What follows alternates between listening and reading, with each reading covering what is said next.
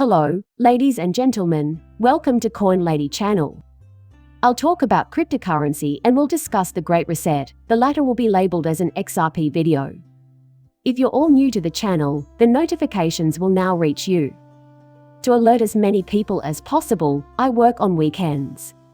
And all the while you're fixated on the big reset. They have been implementing Agenda 21/30 since the early 1990s and show no signs of stopping. As a result, we can deduce that this is the sum total of their goals. Helping people who are dependent on welfare is, and will continue to be, a top priority. Because of rising prices caused by inflation. This will eventually lead to a universal basic income that everyone receives each month. Family life is shattered by mandatory vaccinations against GMO and widespread brainwashing. If you think they complain now about a lack of water, just wait until they impose rationing. Global smart grid surveillance expansion leads to transportation constraints. I think we'll soon be required to have a digital ID in order to travel. In addition, you will likely need to invest in carbon offsets.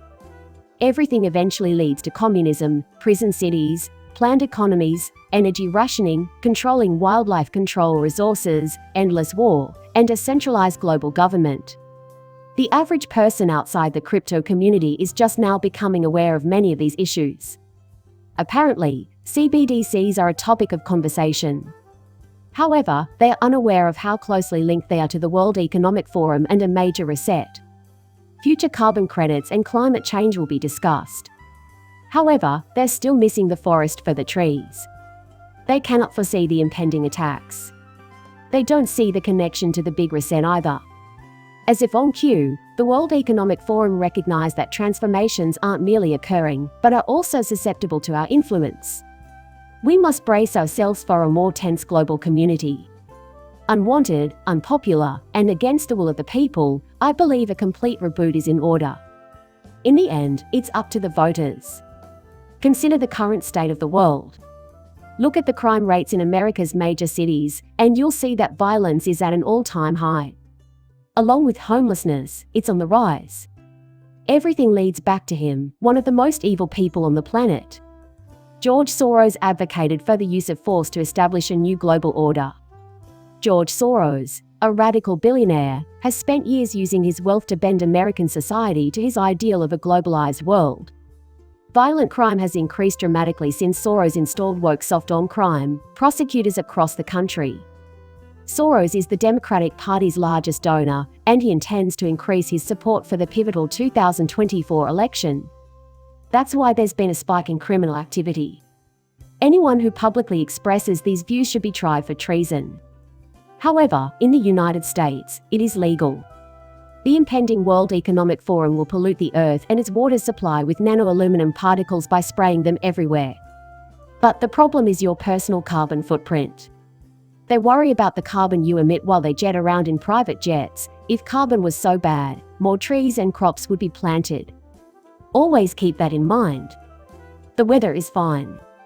It's a problem the globalists made up in order to increase our taxes. Imagine a world where people actually believe that increasing government spending will reduce global warming. From the Twilight Zone, I thought it was fantastic. That's why I decided to tell everyone about it. That is, however, the crux of the matter. Carbon credits are a load of hooey that will be used as a weapon against the global population. The United States will not be affected by this. In the not-too-distant future, this will become a worldwide issue. The European Union plans to limit the amount that merchants can collect in cash in cryptocurrency. They will only accept payments up to €7,000 in cash and €1,000 via cryptocurrency. All of these developments are necessary for the eventual establishment of a CBDC in the United States. They don't want me, and suddenly, everywhere in the world, it comes down to whether or not you have crypto. Like the United Kingdom and the United States, I think crypto is terrible. No ordinary person should ever own it because of its association with criminal activity. Later, we'll have more time to discuss this. The World Economic Forum and some corrupt Australian banks are working together to debank Australians who speak out against the WEF globalist policies. World Economic Forum partner in Australia recently debunked the claims of citizen journalist Maria Z. Banks will be able to censor anyone who speaks out against the globalist establishment once CBDC digital IDs and carbon credits are in place. And that's coming to the US as well. If they don't like what you have to say, they'll cut off your finances in the future. FedNow DC is expected in July. It can be tied to people's carbon footprint that they alone calculate, tied to the digital ID that the UN is working on. If they get this, they will have complete power. Like China, you should only deal in cash. In my opinion, the Fed's first release is doomed to flop. That might trigger the emergency deployment of the full-blown CBDC as well, in my opinion. But now that the full implications of this are becoming clear, people are beginning to see that this inevitably leads to a cashless society. I can also say with certainty that cryptocurrency will not be linked to CBDCs. To put it another way, the United States of America will not adopt that currency. However, I have always told you that XRP will function as a trust layer between two CBDCs. Along with XDC, XLM will play a significant role in the years to come. Protect your wealth and help bring down the Fed before it's too late. The Fed destroyed the banking system and is now trying to push through its fascist CBDC. And the Federal Reserve is to blame for it. Still, the federal government has decided to implement a CBDC as a solution.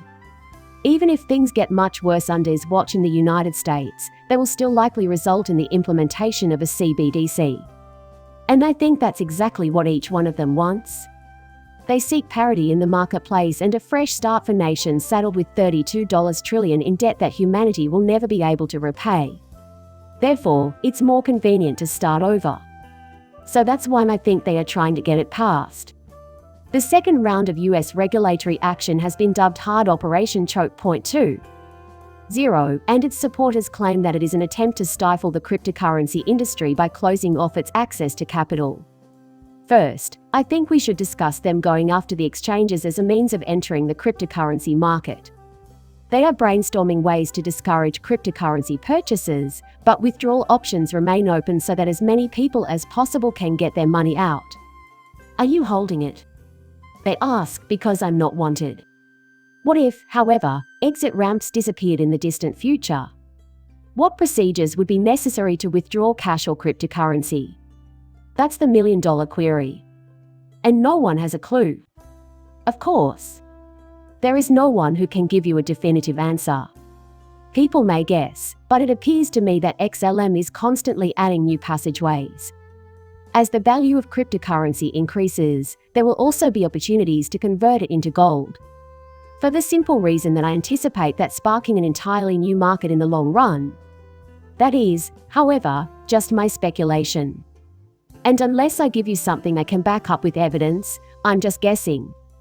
That's how I see it. What do you think? Share your thoughts in the comments. The last thing we need is to give the federal government more unrestricted power. This is getting terrifying. The Restrict Act proposes criminal penalties for the use of virtual private networks (VPN).